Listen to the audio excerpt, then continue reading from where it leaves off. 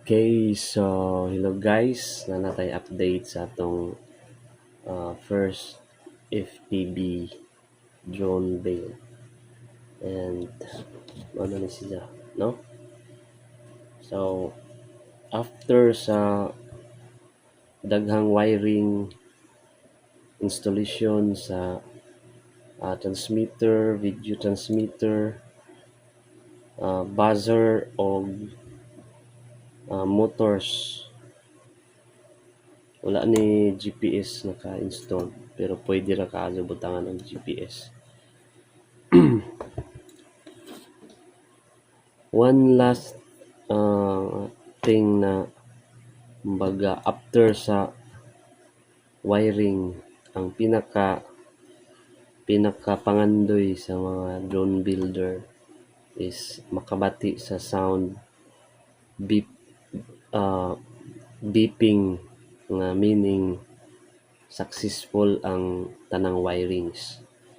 Kung di gali isa mag-beep, meaning na ay problema sa pag-wire.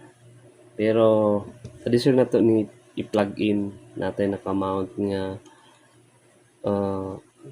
gawning 1,100 milliamp na battery. And mao po ni isang camera. Okay, so ato na ni tanawon.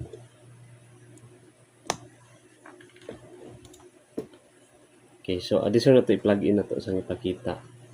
So mao ni ang camera ni ja mga bay kana nga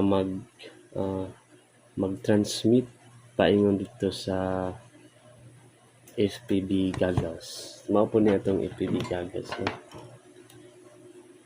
So mao ni. So imong makita diri sa imong mata kung unsa ang makita ani diri ang camera.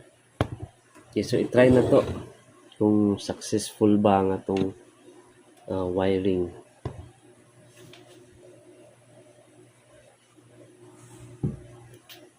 Mugamit ta og smoke stopper or circuit breaker, no? Kini siya. Ang purpose ani is in case na ay waya nimo na mao pag wiring or na ay mga nag-overlap pag solder nimo sa board.